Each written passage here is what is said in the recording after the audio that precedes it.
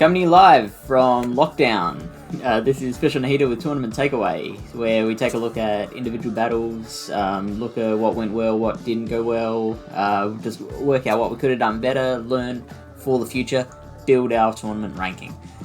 Today I want to look at a battle between myself and a player called RX Shorty, who is a Canadian battler. I first came across her she was on a charity stream for International Women's Day and hashtag Girls.PvP.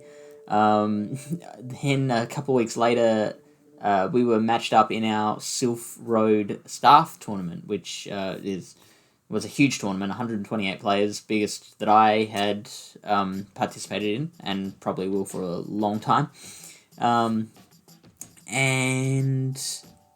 I weighted that one too, so and did quite well, so I became an ace off of that. But anyway, yeah, no, I after my battle with Shorty, it took me a long time, but I recognised the name from the stream, and that got us kind of.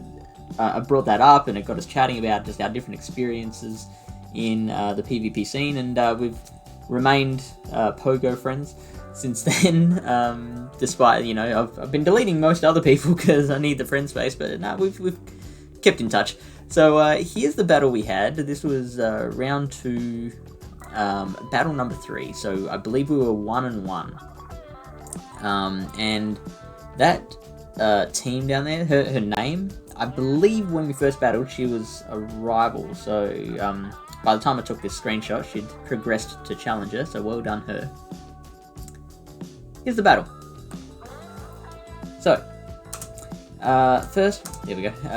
First we've got a Bibarel versus Bibarel lead. Now, no, I didn't even mention this as Toxic Cup, by the way. So this is a situation that you get a lot, which is mirror leads. And myself and many others around my level and below, kind of approach this as a bit of guesswork. Like, obviously, you don't want the Hyper Fang to go through, it's fine for the Surf to go through, classic shield bait situation. And we just basically, I'm speaking for myself here more than anyone else, but like, it tends to be a flip of a coin, really. When they build up enough energy for a Hyper Fang, it's just total guess, are they going to shield, are they not? But this is something that I think people will catch on to, and it's going to be a growing thing, which is the application of game theory into a situation like this. For those who don't know, game theory is, I'm going to get real nerdy talking maths. It's the study of when given a particular rule set, what is the optimal strategy that a player can take to maximize their result. It can get real complicated because the more possibilities there are within this rule set, the more possible outcomes there are. And it's definitely the case with Pogo trainer battles, because there's just a lot of different ways that could play out. Like, either player could throw a charge move at any time. There's different options of charge moves that can be taken, and different shielding decisions that can be made. So, as such, I'm gonna be a dick and just admit that I don't have time today to go into the full situation of this battle. I just wanted to bring that up and kind of leave that as an unanswered question, an open question that is really gonna be something we should study in the future, because this is a situation that comes up a lot, is mirror leads. We're gonna eventually start working out what the mathematically optimal baiting strategy to take is. I did a car full of sims just to get a small idea. It seems like whoever can, in this situation here, whoever can get the Hyper Fang through unshielded first will be the winner, because a Hyper Fang will take out about half of a Bibarel's health, and added to the water gun damage in between. Once that Hyper Fang goes through, the next however many charge moves only need to be Surfs. Let's see what happened in this battle. So we're both just beavering away. I managed to get my move off first, so I've got CMP. And I did go for the Hyper Fang, and it was unshielded. Fantastic. So at this point, I'm in a great position. I only need to Surf now, which means I save energy, I can get to those charge moves quicker, and Shorty has to then make a decision, am I going to save this Pokemon, or am I going to let it go, and to kind of remove that option for me down the line. Here, since I had gotten through a Hyper Fang, I thought it would be much smarter for me to shield this, whatever it was, because if she gets through a Hyper Fang, and I haven't shielded, then I've lost the advantage that I've just gained with having gotten my Hyper Fang through. So, however, if I shield this, and it does happen to be a Surf, then that's fine, because I know I'm going to be able to get to another Surf quite soon anyway, and then I'm going to have to force her into that decision. She might burn a shield herself, and then I'm still at a one shield advantage, or she might let them on go, and I've still got a mostly healthy Bibarel there. So I thought, definitely got a shield to protect this advantage I've now got. And she throws one more attack. Since this was a while ago, I don't remember why I didn't shield this one, I'm sorry. But, fantastic for me. She decides to get that Bibarel out of there. And now I can throw the Surf onto the Glasgow.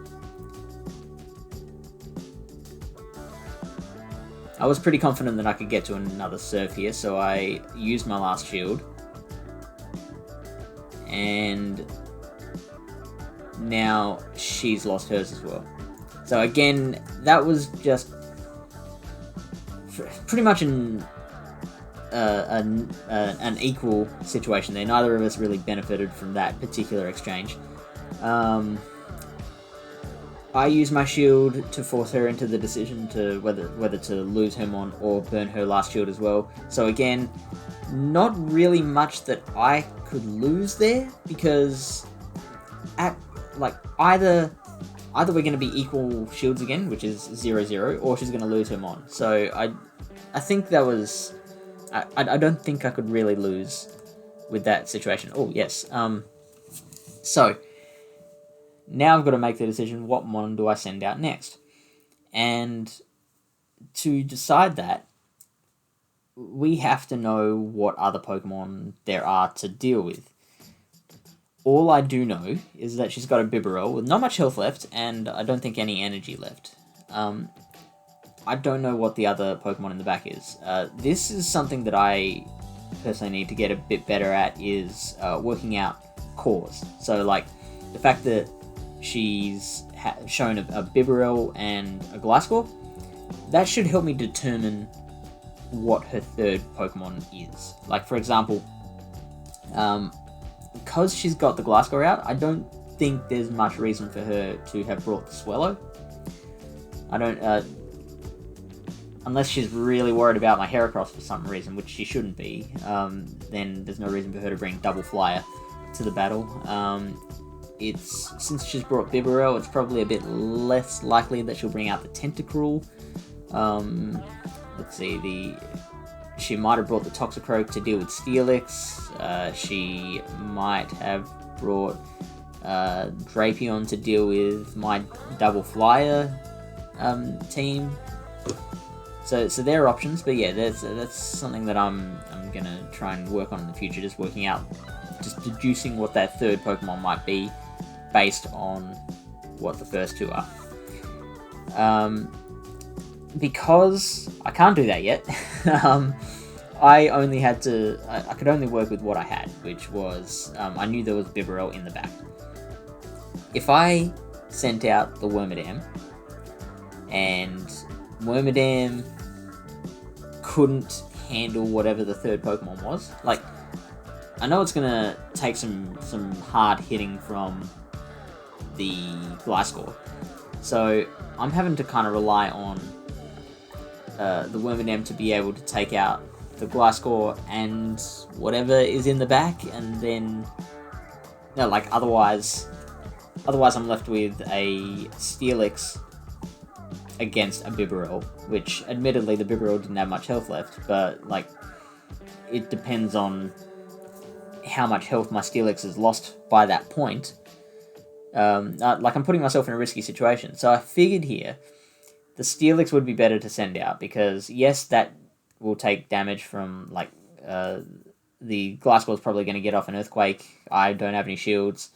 It's going to take a lot of damage, but that then means the Bibarel can't come out and finish it off and get a whole bunch of energy to unleash on the Wormadam before the third Pokemon comes out and or whatever.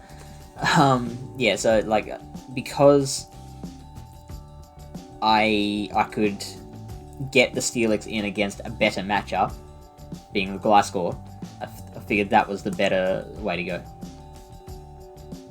Really hope that made sense.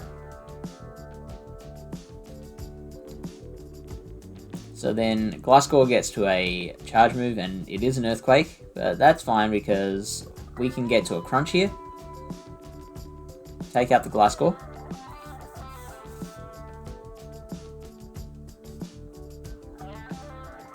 And yeah, that Bibarel wasn't able to get up much energy at all. I managed to finish it off with a Confusion, and then the final mon turns out to be Drapion. Now, admittedly, the Steelix would have been better against the Drapion than Wormadam would have.